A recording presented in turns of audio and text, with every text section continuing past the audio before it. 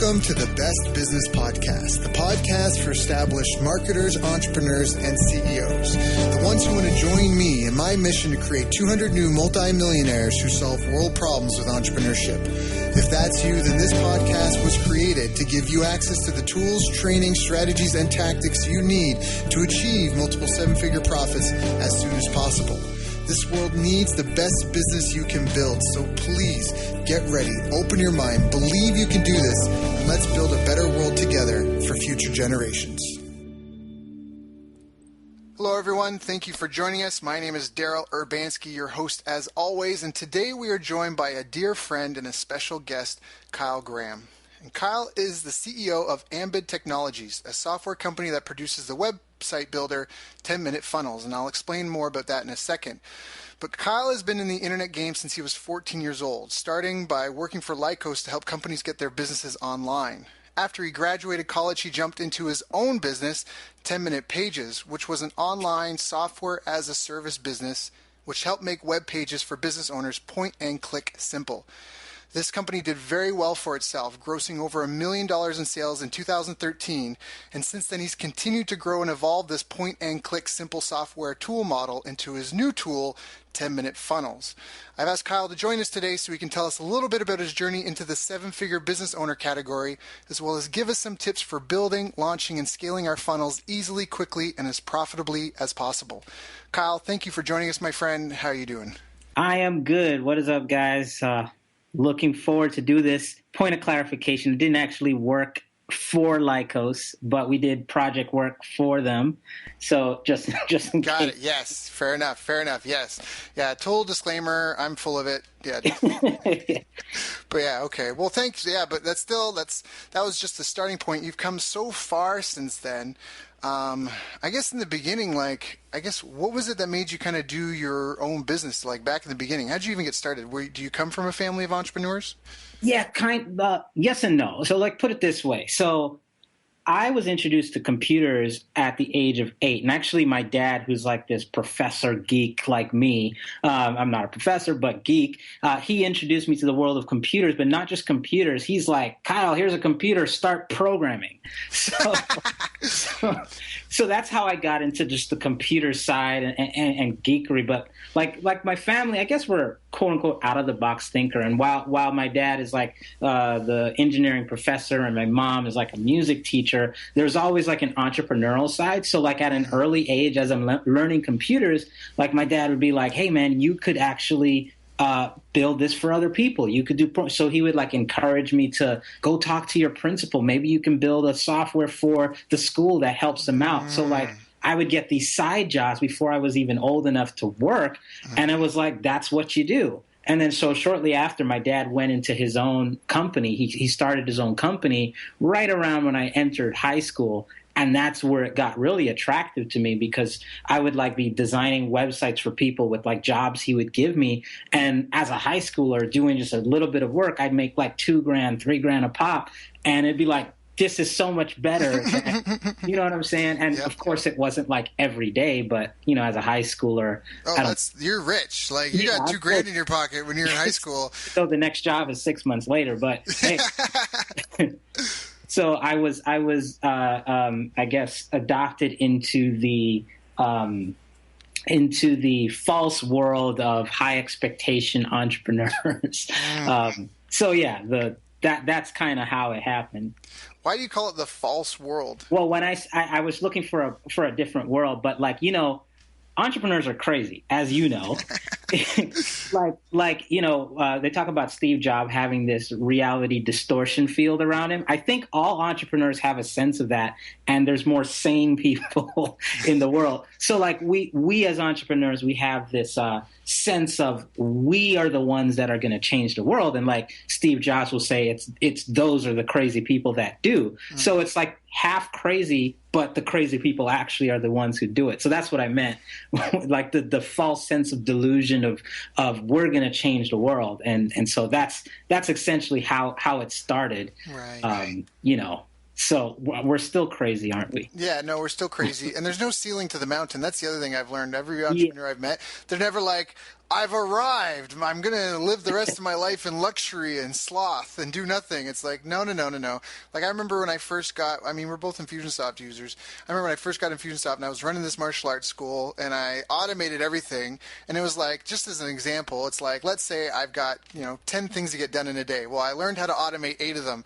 I wasn't like, this is great. I'm just going to do these 2 things and go home. No, no, no. I found a whole new 10 things to do. Exactly. It's like my life didn't get any less chaotic. I just managed to scale the chaos somehow. Yeah, right? yeah, and that's what I mean. It's like a form of insanity, but it's a beautiful insanity. It is, and it's very beautiful, and it comes full of challenges. And for you, I'm sure it wasn't just like ready, aim, fire, $1 million, yeah. So what were some of the challenges that you had in growing this company and growing the business, and originally with 10-minute pages?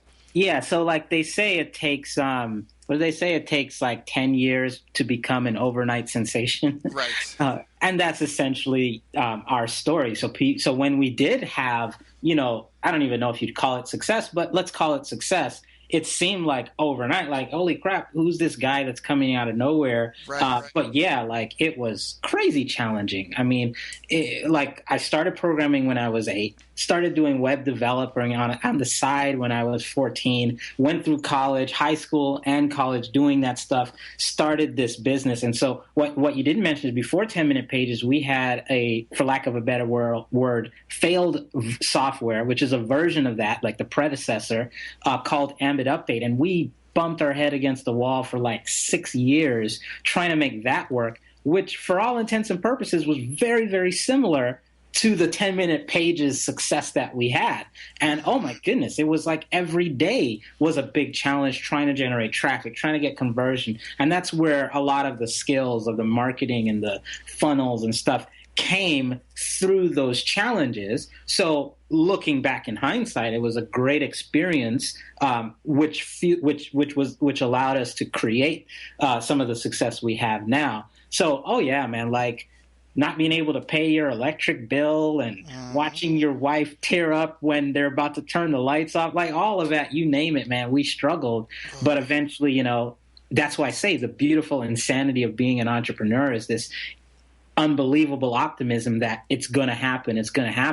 And it's the crazy people like us that fight through that and finally arrive at quote unquote overnight success. You need to get your wife some flowers after this call. Like that's just like when you said that, I'm like, he better do something for her. Oh yeah, I mean, this call because like for a woman, a good woman like your wife to stick with you, a lot of girls would walk. They'd be like, forget you. But that's a beautiful story because it's got, I mean, it's not over yet, but it's kind of got the happy ending where things are up and running now. You've got a nice team and it's growing. You've got a new product, so that's awesome. Now you mentioned the marketing. Were there any like big discoveries for you? Like, do you see milestones that you went through in your business career? Like, oh, first I had to figure out how to do this, and then I had to figure out how to do that. Like, why was it so similar, but not like what was the difference between what you did with the predecessor versus 10-minute pages when you had the success? What were you not doing before? Sure. I mean, I think, and I'll definitely get into that, but I'll say this first, that entrepreneurship, like life, everything, it's a journey. We're always evolving, and as long as we appreciate that it is an evolution, that everything is a learning experience, every failure is a learning experience, and we take every failure as that, and that's what helps us become successful. So that's essentially like my hindsight retroactive look at what actually happened. Now, if we get into like the specifics of what were those things, and this is getting now into marketing, which is understanding that marketing isn't just like what you do or direct or like good copy or anything like that. What the discovery was is, it sounds so basic, but it was providing a solution to a problem and a pain point that is huge for people. Okay. Now, one might argue that, oh, my product, my solution does solve a problem. Everyone says that. But the critical difference was that, number one, we never really asked people. And we didn't tailor our solution specifically to the problems they have. So let's give an example. So like I said, we had 10-minute pages, and that was very successful. But before that, we had almost the same software. It was called Ambit Update. Now, the difference between the software was Ambit Update came out of the need where all my web design clients were like, this was before WordPress and all that stuff, were like, hey, I love the website you built for me. How do I control it so I'm not disrupting your college classes and stuff? So we created kind of like a WordPress type of solution that let anyone connect their website to Ambit Update, and we would give an interface that let them edit it. Cool. Great idea, quote unquote. It just, we couldn't make it work. So when we finally talk to our customers and ask them, well, what do they really, really want? What is their true actual needs? We discovered that it wasn't so much editing their website. That was a need, but it wasn't a strong enough need that they were willing to pay hand over foot for. Like, we did okay, but it wasn't like, it wasn't $1 million type of paydays. So when we discovered that what people want is, they don't just want website editing, they want you to give them a website, and not just give them a website. They want a website that's going to make them money, that's going to get the phone ringing, get leads. So what we did is we just took the software, we added some proven like templates that, hey, build your website this way and you'll get more leads. Build it this way and the phone will ring more. And we gave them templates and we attached it to our editing engine, and just like that, it went from flat to negative growth to hockey stick growth, because we took the time. It's a little bit more nuanced than this, happy to go into it, but we took the time to go through a methodical approach of talking to our customers, figuring out exactly what they needed, prioritizing what the pain points truly were, versus a difference between what they say and their actual pain points, going through that process and tailoring a solution directly to their problem. And that is probably the biggest difference along the way. But again, entrepreneurship, like I said, is an evolution. You're learning from your mistakes, and that's essentially came out of learning from those mistakes. No, but I love it, because you originally started fulfilling a need, and you were doing it a certain way, but it wasn't very scalable, right? You're in college class, you can't really, you're in college, you can't be jumping when these people say jump and how high, and they, you want to kind of find a way to leverage and scale and to help more people, because that's, that was basically proof of concept for you. Hey, I've got so many people asking me for help with websites. There's a need for some sort of website tool, but you didn't know how they had to connect with it. You didn't know how to join the dots, so to speak. So it wasn't until you really got involved with them. And I love what you said. That's Gary Bencivenga's thing I heard from, that problems are markets, not demographics, not psychographic. A problem is a market. And I always use the example of newspapers, because they forgot the problem that they were solving for people, and they got decimated. They got handed their butt to them, or had their butt handed to them by bloggers and the internet. So that's a huge thing, I mean, for everyone. And Richard Tripp, who was he COO? He was CEO of Infusionsoft for a while. He has this whole philosophy that he goes, and he does very high-end consulting that now, and it's POV. It's the POV method or something like that, point of view. And a huge part of it is just like what you said, it's having conversations with your clients. And even though you've got an existing business, there's always the 80-20, right? There's always the 80% of people who are only making you 20% of your money, and the 20% of people that are paying 80% of the money that you need, and tailoring it around them. And that's apparently what attributed to Infusionsoft's major growth as well, was him coming and getting involved with a team of people and literally surveying and canvassing something like 15,000 plus business owners that were their customer base at the time. So that's a huge tip for there. And I just want to say this, because people listen to the call, they're like, that's not that hard. I just want to say, what's easy to do is also easy to not do, and that little hinges can swing big doors. Because you just told us that was the difference between you having a business that was okay but kind of struggling versus having one that grossed over $1 million. Yeah, totally. And let's zoom out a little bit, just because if we really want to look, we can go deep in terms of tactics, or we can zoom out and talk about the thinking and the strategy. And I think you touched on a really good point with the 80-20 rule. Now, I don't know if this is backed by any research or whatever, but I believe there is a correlation between the 80-20 rule and the fact that 80% of businesses fail. I think in the first 5 years, or first something like that, right? And the reason why I say that is because when you look at businesses, and you and I, we talk to hundreds of them, and the ones that are failing is because, this is going to sound so obvious, but they're doing the wrong things. Like, in the smorgasbord of things that they're supposed to do, they have things that they're doing right, but they also have 95 things that they're doing that they should not be doing. So the prioritization is off. Now, if you look at the 80-20 rule, which again is saying that the gold or the success is found in the 20% of things that you do, and the 80% of things that you do are just not really necessary, that's where the gold is. That's where the success is. So take my example, and you can apply this, and we could talk forever on this, but we have a lot of long conversations, so it's okay. Yeah. So, like, if you take, for example, in our case, it was a realization of the 80-20 rule. We had the technology. Like I said, if you look at the difference between Ambit Update and 10-minute pages, we had very slow 5-figure type of growth, and we were able to quantum leap to 7 figures with just really what it is. It was a focusing in on the 20%. People wanted to edit their website, but the 20%, the people who had the most money, who the problem was the largest, that 20%, that's what we focused on, and we saw the quantum leaps. So if there's anything we're going to take from this, or if any value that I can impart, like the big aha moment for me was realizing to focus on the gold. And it's a very hard thing to do. We can talk about like strategies on how to do that. But if I believe this with all my heart, that business success or any business struggling, almost always it's because of not focusing on 20%. And so talking to the customers and doing that research is how we discovered what that was. Building an avatar of our ideal customer, again, that's the 20%. Building a solution that targets those people's problem, that's the 20%. And that's how we saw the quantum leap. And I believe that's how we're going to see the next quantum leap in our business. That's awesome. So speaking about the 80-20, and apparently you've done some thinking about this might put you on the spot, but what do you think are the 20% of things that are getting you 80% of the results in your business? Right now? Well, just, in general. If you had to say, because you're saying there's lots of things you can do, so what are things that you need to do?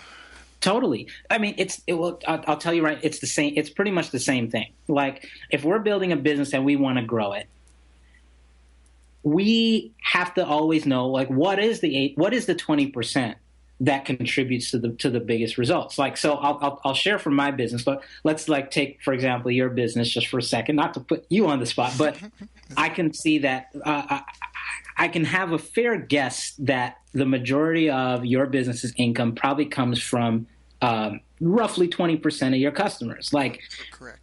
And I can kind of know that just because if you do research on the 80-20 rule, it's like a law of nature. Everywhere, yeah. Like 20% of your tomato plants will produce 80% of your tomatoes. Exactly. That's even in our backyard. We have 4 blackberry bushes, and it's always one of the 4 every year. That's like the money plant. Like I have a thing for blackberries, and it's like one of them's my money plant. Yeah. No, I mean, it's found everywhere. People walk on 80% of their carpet in their house. People, I mean, it's like everywhere. You look at 100% of people, there's a 20% that are taller. It's found everywhere. So I could see that roughly about your business. So like if we were going to grow your business, it would be like, how can we focus around that 20%? So now back to us with our business, how we're going to be growing. What we've done recently is we've tried to systemize the 80-20 rule in our company. So throughout every step in the entire company, we have these feedback mechanisms in place. We have surveys and we're looking at data, and we actually have a full-time data scientist, and all he does is he's looking for these patterns. He's looking for these key levers. Like you said, what do you say? Small hinges swing big doors. Mm-hmm. So he's looking for those, and we have regular meetings where we discuss those things, and we have a prioritization system on everything, and we're trying to always prioritize that 20% and discard the 80% or suppress the 80%.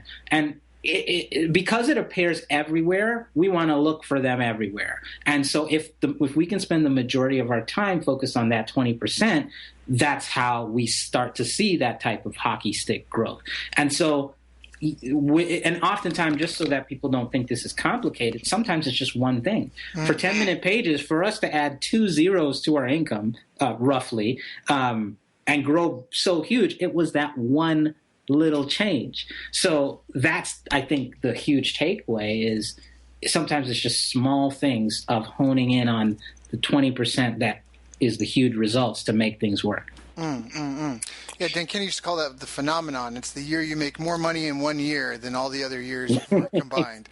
And you'll have that happen a few times if you stay on point. So that's exactly it. And it sounds like, yeah, you articulated that very, very well. If anyone was listening to that didn't catch that, I highly recommend you go back and listen to the first part of this interview because there's a ton of gold in this stuff. Yeah, I mean, there's no magic room. There's no secret.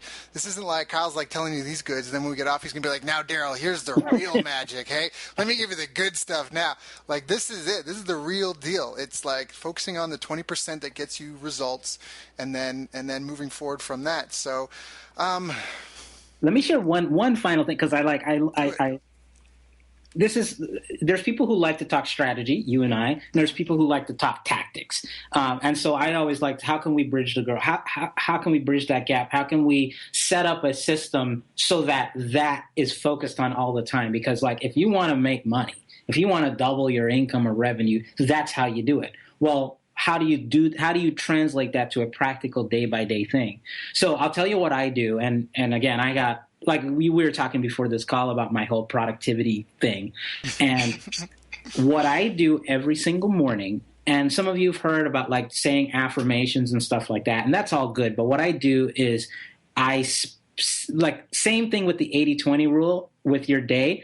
The first hour of your day, the first 20% of your day determines the success of your entire day, 80-20 rule. So what I do is during that first hour, during the 20% of that 20%, I spend getting aligned with my goals, and I create what I call a focus map, which basically, again, we could go into detail about this, is I outline what my goal is.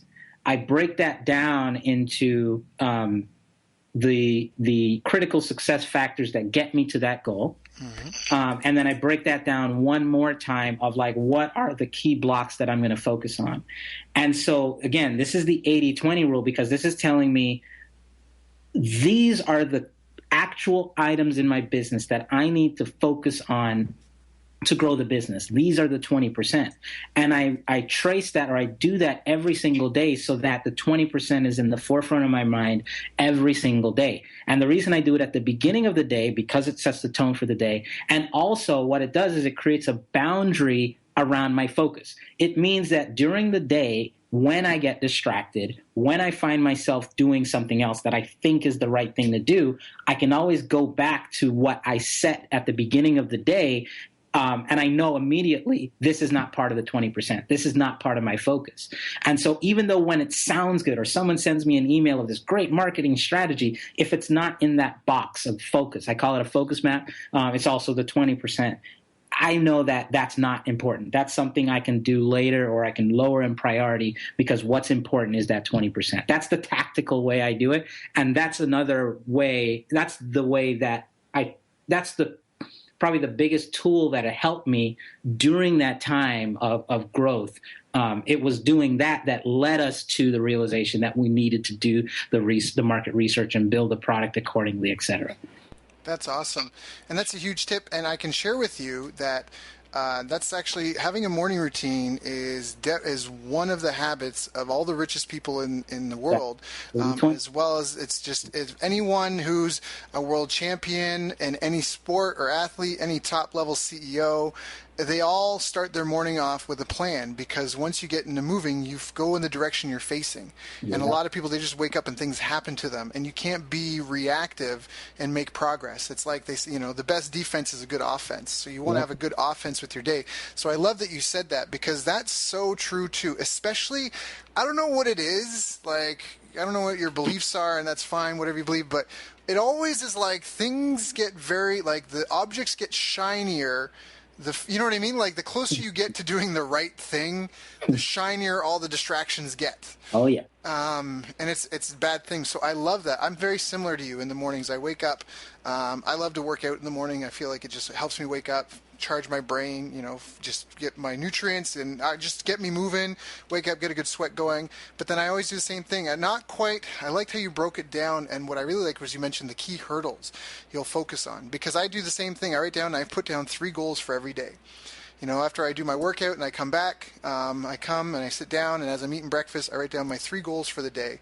And just like you said, I try to only focus on those 3 goals. Whenever I find myself doing something, I'm like, is this one of those 3 goals? No. Oh, I better go back to that. Exactly. Because those are tied into weekly goals, which are tied into monthly goals, which are tied into quarterly goals, which tie into the annual goal. And again, for people listening, if they're like, that sounds like a lot. No, you make a goal for the year, and then you're like, all right, then by this time I need to be there. And you just reverse engineer it, at least into quarters. And if you got a quarter, then you can kind of make monthly goals and just kind of start there, and then just every day, am I working towards that goal? So I love that. I mean, it's focus. It's really disciplined focus as well. Absolutely. So what are some of the biggest, because you deal with tons of business owners, and especially now your product now, the 10-minute funnels, these are businesses that are trying to get something to market, built up, some sort of online promotion, trying to get it created, trying to get it finished, trying to get it launched out there, and trying to get traffic to it. Do you find that in the research you've been doing for these people, are there certain obstacles and mistakes that everyone's making? In terms of from a marketing standpoint, business standpoint, what do you mean? Well, I guess maybe because it's a bit of both. Like if someone's like, they get your 10-minute funnels project because they hear about, you're doing a launch or having an automated funnel, and wow, this sounds great. And they start trying to get up and running. Do you find that there are sticking points for people? Because the reason why they're getting your software is they want to do some sort of promotion for their business online. And I guess I'm wondering, do you find that people always struggle either, they're not clear on what their promise is, they haven't done any research, or their company's not organized, and so even though they've got the pages up, once people go through and, they buy or they opt in or whatever, like the back end isn't there. Do you find that there's repeat things that people are falling victim to? Yeah, I think it's the thinking too. Our name is 10-minute funnels, so it carries the connotation that you can build funnels in 10 minutes. And you actually can, in the sense that it is a tool to rapidly build successful marketing funnels, okay? But what I think some people miss is that it's a tool. You know what I mean? And a tool is as good as where you aim it or what you put into it. So we do our best to provide people with everything we can to help them succeed. We give them templates that have been proven to work. We give them funnel structures that have been used in 6- and 7-figure launches and stuff. So we do everything to help people succeed. But at the end of the day, where the time comes in is deciding like what to put on your page, what to say, good copy, good headlines and stuff like that. Now, there are the people who come with that prepared and boom, boom, boom, they have massive success. But then there's the people that are like, I'm a little bit not quite sure what to do. Okay, and so for those people, that tends to be a sticking point, but it kind of harkens back to some of the stuff we've been talking about, which is to know what your focus is in your business. You know what I mean? What are the obstacles? What are the critical things holding you back from getting your goal? And so again, it's like the 80-20 rule. So with 10-minute funnels, we provide different marketing funnels for different situations. Some people need to generate leads. Some people need to generate sales. There's doing a product launch. There's doing webinars. And so depending on what the 20% that's going to take your business forward and that quantum leap is going to determine which of the marketing funnels you use. So what ends up happening is some people don't know what that is. So we have a Facebook group and we're always talking about this stuff. It's like, okay, well, how do we prioritize that? How do we go into your business and figure out what are the small hinges that are going to swing the big door? Maybe your bottleneck in your company is that you just need more leads because your sales acquisition is great. You get more leads, you will win. And so now we can suggest, okay, here's the lead acquisition funnel for you. You know what I mean? So it's connecting that bridge between strategy and execution. Yeah. 10-minute funnels is a brilliant execution tool, and then the strategy, we help people out on that too. Yeah, I mean, as you're talking, I definitely came across with what I see with a lot of my clients. Either they don't know where to find the people They've got a product like this is a great example of a guy I know just locally over the years. Came, he's like, Daryl, I got this great product idea, and he's a great guy, and he actually came to a couple, and one of them I'm like, that's a real winner. But one of the other things he showed me, it was like double-sided tape. It was like a tape holder, so you get like Scotch tape, to fix stuff. Well, he wanted to make a holder for double-sided tape so you could slide a business card through it and then just like cut the edge, and then you would have double-sided tape on the backside of your business card, and like you just slide them through kind of thing. If you need 5, you just slide 5 through that, and like that was like his invention, and he had this idea. And the other business, I was like, you need to go with that other business, because this thing, even if you get it, you could sell it, but you have to get it put in stores. How are you going to market that? How are you going to find the people that will buy that? How do you find people that are interested in having, like, how do you find the market of people that want to stick their business cards to things? That was just so I feel like either again, his other one was a real winner, and I was like, you need to go for that one. Pardon? That's not to cut you off, but like that's a big struggle. And again, it always ties back to the 80-20 rule, but like, that's a big struggle with a lot of businesses. Like, they have lots of ideas. They're eternal optimists. So they end up doing a bunch of stuff and they get overwhelmed and then they can't succeed. Right. And that was my issue. So there was we talked about like the business issue and why we weren't as successful in what we did. But a lot of underlying what it was the personal issue of the entrepreneur and doing things like what you just said, having tons of great ideas, trying to do them all and failing. And so the breakthrough for me, and I think the breakthrough for a lot of people, pretty much anybody, is to focus on, like what you said, focus on the one thing that's most likely to succeed. And again, it's the 80-20 rule. So I can remember a story or the actual day that this happened. I was in my office with my brother, and I had a big, massive 8-foot whiteboard on my wall, and it was just covered with tons of ideas of projects and software of what we were going to do. And I was totally frustrated. It was crazy. And so I just decided I'm going to go out and think. And just like a ton of bolts, it just hit me that I was just doing too much. I was overwhelmed. So I came home and I came to the office like in a fit of rage, erased the entire board except for 10-minute pages at the time. And so it was that massive focus on the one thing that was going to take us to the next level, and then applying all of my energy on that.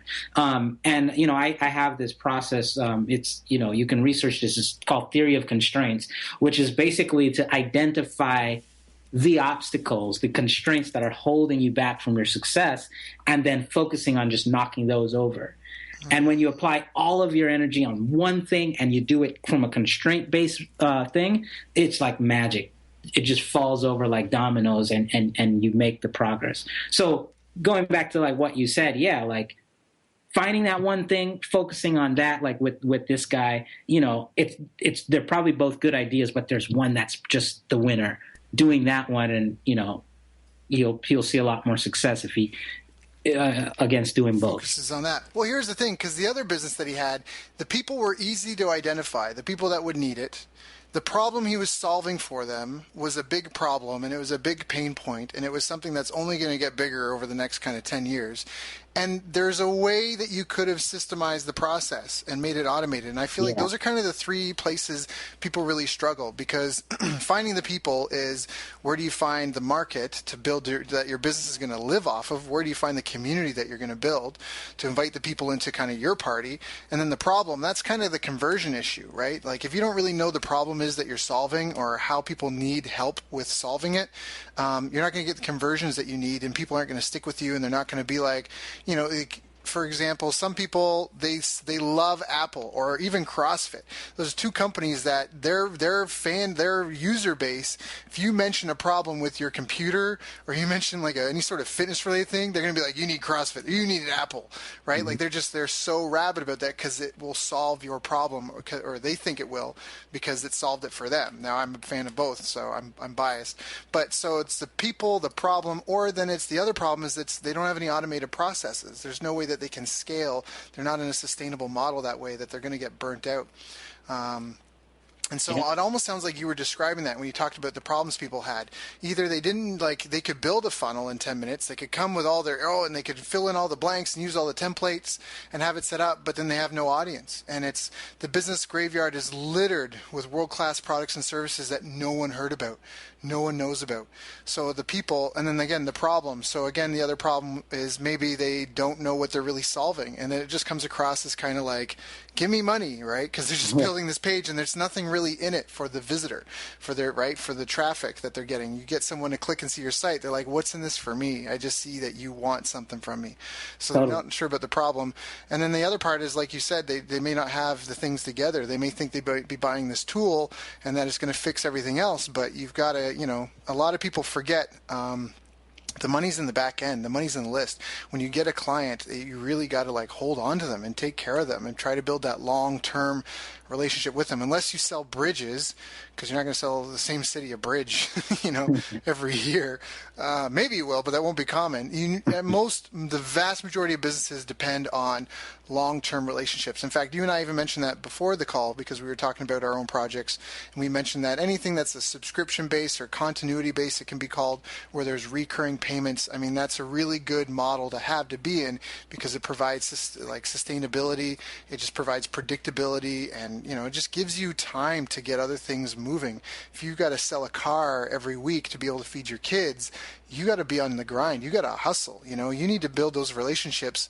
That way you can be like the guy that just sold my dad a car. That's his 5th car he's bought from that guy. And if you can build that repeat relationship in there, it will make your life and your business a lot easier. So Totally. Yeah. So what we do is we try to give people two sides of the coin. So, a lot of people come in, they use our software and it's great, but we also provide like a Facebook community where we all kind of can help each other on those other things. Like, what do you actually put into your business, or so you can have the right thinking and mindset so that what you actually end up doing and building. So in other words, you're building or you're automating the right things. You know what I mean? And that's like, that's the full circle. I love that you brought up the theory of constraints as well. Isn't that in the book, The Goal? Who wrote that? Yeah. That's where the author Eli Goldratt kind of introduced the concept. But there's some very practical step-by-step ways to execute or implement the theory of constraints in your business.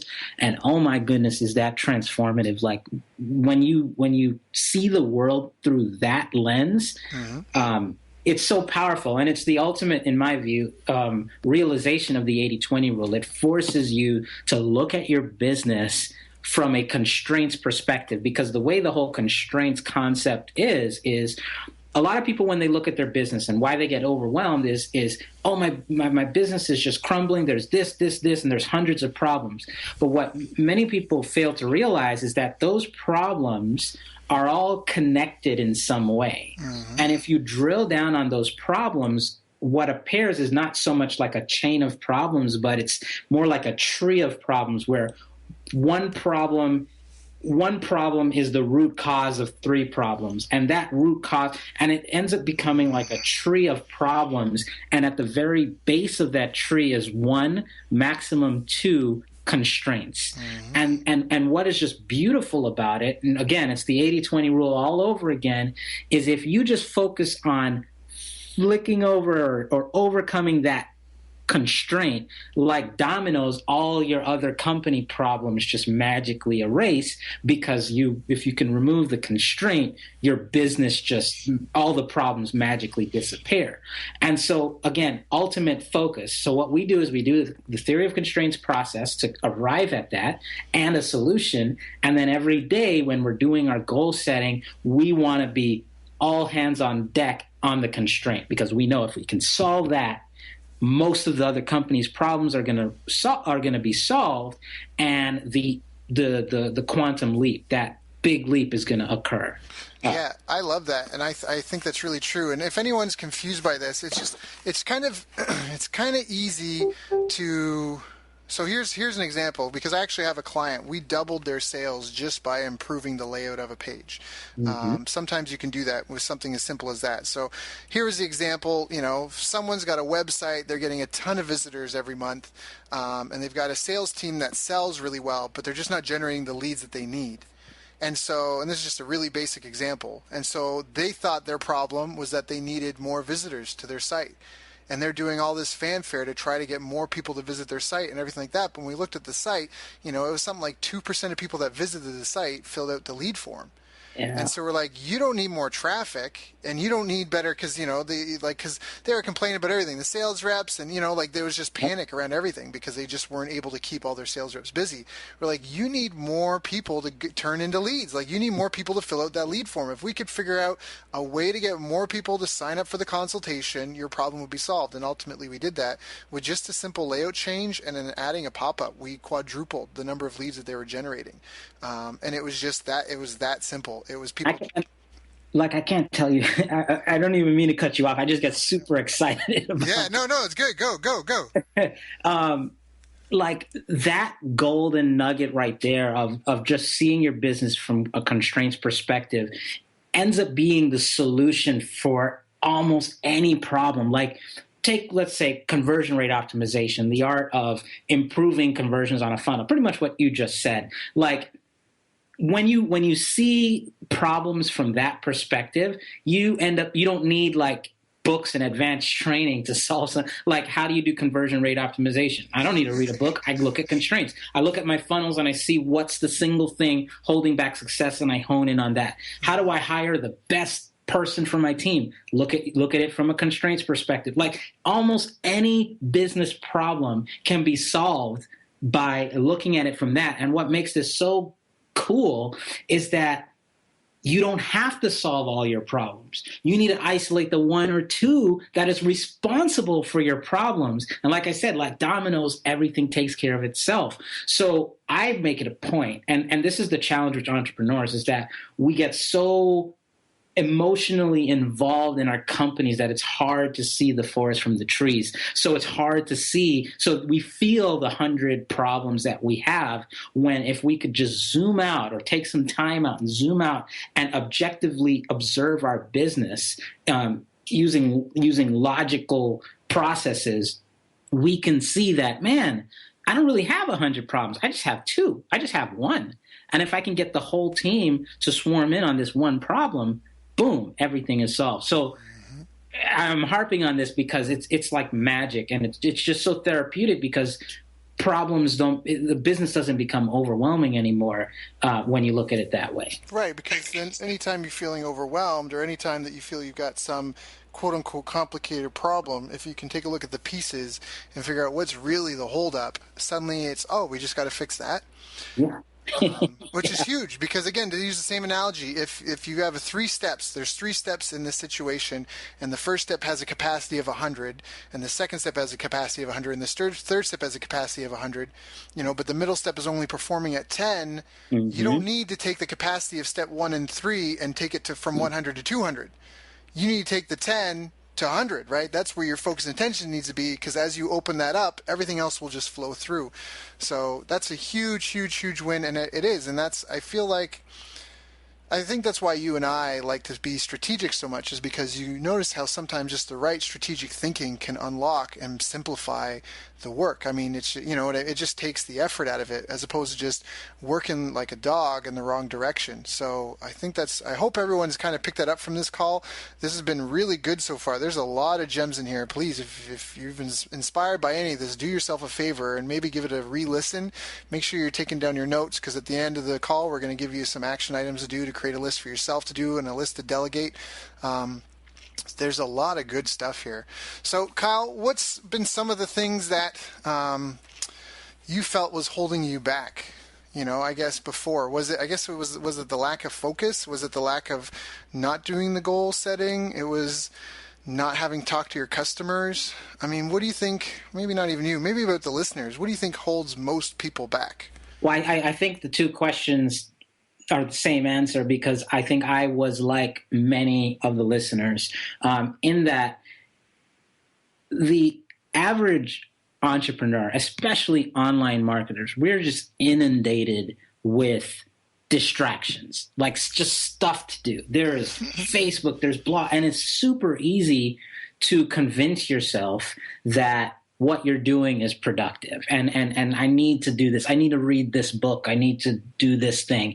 And it's easy to get lost in that world. And if any of you, and I'm sure everyone has encountered this, you'll be focused doing your work, and then somehow you'll find yourself 3 hours later on a website because you just checked Facebook, you click this link, then you click this, then you went down this whole maze of all this stuff thinking you're being productive, and half your day is gone. And so that was my life. And even bigger than that was the fragmentation of my brain, in the sense of having lots of ideas, having lots of goals and objectives. And we could go into more detail about how destructive that is, but essentially it works out this way. And it was the realization of this, that your ability to realize a goal is directly proportional to the amount of goals you're pursuing.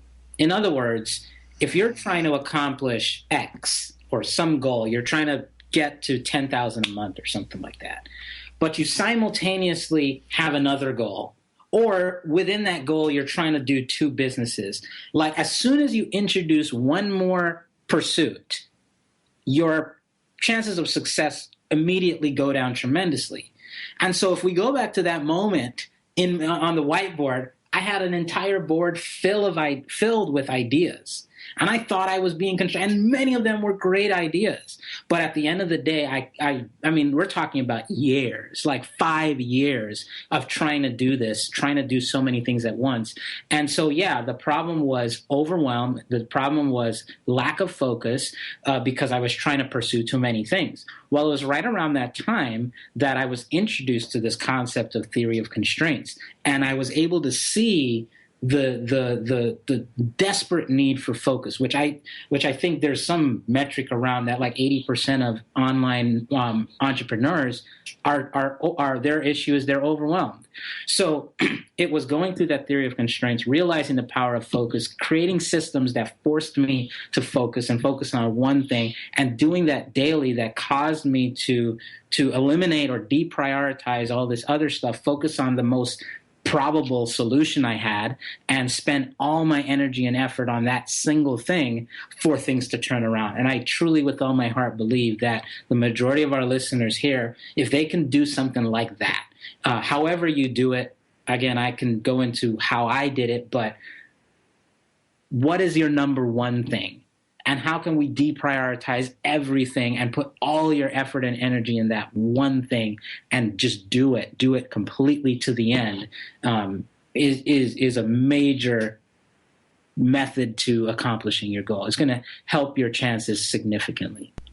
That's a huge tip. I remember early in my business career, one of my first mentors told me, Daryl, you cannot succeed in business if it's a part-time thing. Mm-hmm. He just said, if you want to succeed in this business, you need to be in here full-time. It's if that's basically all he said. I was going to expand on it, but that was his words. He said, if you want to make this work, it's going to take a full-time commitment. If you put full-time hours into something, how can you fail? As long as you stay focused on that one thing. And I think that what you said there is just really powerful. It's the focus. It's focusing on solving a problem. It's making sure that you've got an audience of people that is big enough to support your business. It's knowing that you can solve that problem for them, and ideally building in some sort of long-term relationship into your business, so that way you can have an ongoing relationship with your customers, not just kind of one-night stands and you're just giving people fishes and they're leaving. Give them the fish if that's what they really want and need, but then offer to teach them how to fish over the next 3 months, 4 or 5 months, something like that, because those two things will help you overcome so many of the initial hurdles. And then after that, it becomes an operations thing where you start looking for automation tools and yep. ways to grow and scale and to simplify. That's the other thing. I've never really seen a complicated 8-figure business. Right. I haven't. I just haven't seen one that they're doing double backflips and somersaults and, we've got this thing. I mean, I've seen complicated integrations for like payment systems and merchant accounts, but the model is always really simple. It's just really well spelled out, and then they're doing it on volume. Yeah. That's the issue. I think as That, entrepreneurs, we want to keep building and building and building, but the best, I mean, when you had 10-minute pages and you started having that hockey stick growth, you were all about 10-minute pages. You weren't singing and dancing some other song. You were just about that. And I think people often, here's a great example. I feel like often people will do like a promotion. Often, like with some of my clients, they'll be like, yeah, we did this one promotion. It worked really well, and we got all these sales. So now we're trying to think what we should do next. And I'm like, wait, what do you mean? What are you going to do next? Like, just do that again. Like, do that again. Like, when you go digging for water and you've got like a doweling rod and you find water, like, hey, we found water here. You don't go, hey, let's get a cup of water and go somewhere else. You like dig deep and wide, and that's why they say inch wide, mile deep, right? So. Yeah. Oh. Go. You got it, man. It's good. I think the only difference between 7-figure businesses and 8-figure business is that 8-figure businesses have figured out how to scale. Their business is just scaling what has worked as a 7-figure business. And 7-figure businesses are the people who've just figured out what has worked. And then 6-figure businesses are the people who are just kind of just starting to figure out certain things. And I think it's literally that simple. Yeah, so depending on where you are in that spectrum, I think that's really what it is. If you're struggling or whatever, my advice is get focused. Like, get focused on that one thing. If there's any success you're having whatsoever, hone in on that. And I think you could get to that 6-figure mark. And once you get to that, then it's like, okay, how can we ramp this up? Now, there's growing pains associated with that, like we have, which is like, how do you ramp that up? But you're just really again, it's the 80-20 rule. You're zooming in on what works. And then where we're at, trying to get to that next level, that 8-figure mark, really it's just taking what is working and scaling it up. That's why you said, I think 8-figure businesses are simple, because they got rid of the crap that wasn't working and they're scaling up and ramping up the stuff that is. Yeah, no, I agree wholeheartedly. I think that's true.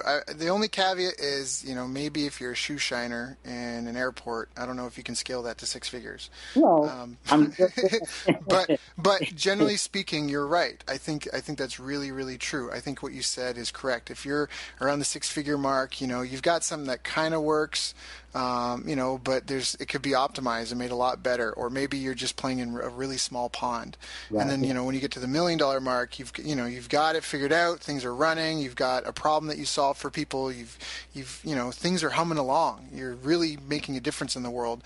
And then, like you said, the 8-figure, they figured out the scaling problem, which for a lot of people, it comes down to the operations and then streamlining all the fulfillment back-end stuff. Exactly. Sometimes you have to bring things in-house. Sometimes you have to outsource to flatline it. But although I can't say that from personal experience, having taken anyone to 8 figures, but speaking to them, I think that's kind of where the direction is. So, Kyle, you've given so much knowledge. There's so much in this call. It's really, really, really powerful, the stuff that we've talked about. But what are you doing these days? What are you excited about? What do you got going on? What's your big focus right now?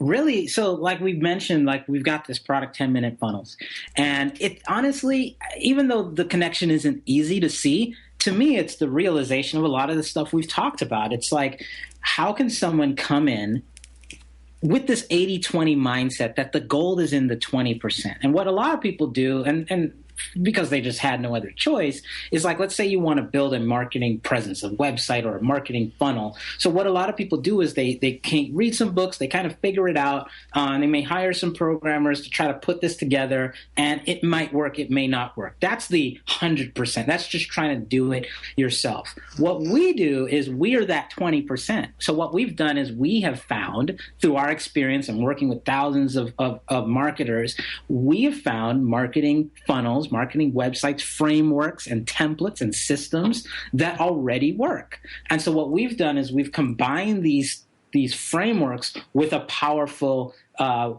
builder, a powerful website editor and builder. And so we call it 10-minute funnels. And so what it does is we've been doing this for over a decade of creating really easy to use website builders. And so now what we've done is we've added the ability to build proven marketing funnels And we call it 10-minute funnels because it's so easy to do. So it's the ultimate realization of the 20% when it comes to your marketing.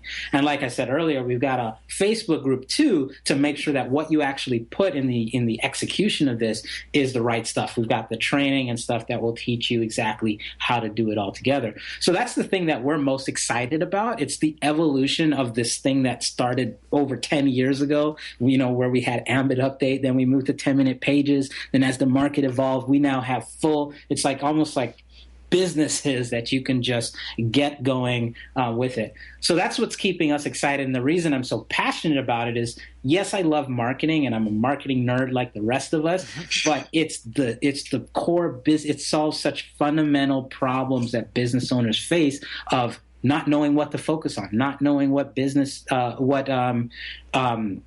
marketing funnels to do, and we kind of just package it for you and you get that in no time. So that's really what keeps me excited and what our company's up to lately. And I'm just to give you my testimonial, I mean, I already said at the beginning that we're friends, and that's very true, but I told you straight up when you first started launching 10-minute funnels that even when it was in beta, I'm like, I love your tool. There's other ones out there, but they're big and clunky, and I called yours the Apple of the funnel building world.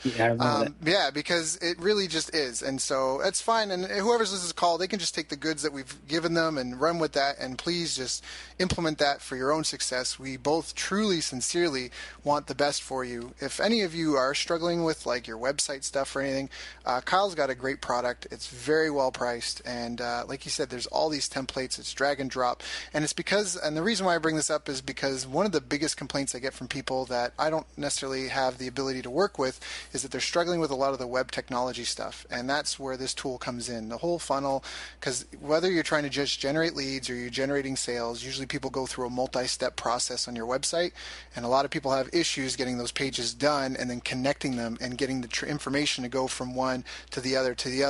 And then also if you have any sort of like CRM software that you're trying to connect to, right, to get like that hosts all your customer data, right, then now all of a sudden you've got a web guy, because I've gone through this just recently, just having built a membership site. Like you've got a web guy, but then you got to have a copywriter, and then you have to have your web IT person that can make all the geek technology talk and work together, right? And then you're troubleshooting. It's just such a pain in the ass, just straight out. So now, where do people go if they're interested in this? Where do we send them? Where are we sending them?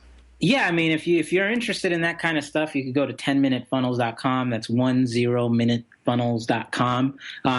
It's a free trial, and it'll show you it kind of, like I said earlier, like talking to our customers and trying to provide a marriage to a solution to their problems, direct solution. And exactly what you just said about like going through that whole rhythm of hiring and working with, and it's just hard. And here's the challenge. The big issue is that as I've listened to your podcast, and one of the big issues is that you got to move fast. Like you've got to create these you got to get your ideas out fast, because the person who moves the fastest, the person who improves and fails the quickest and can get better and better, that's the person who wins, not the person with the most money and everything. So if you're playing that game of hiring a programmer, doing this, and besides the fact that it's crazy expensive, it just takes too long to win in this fast-paced environment. So that's like where we saw the opportunity to create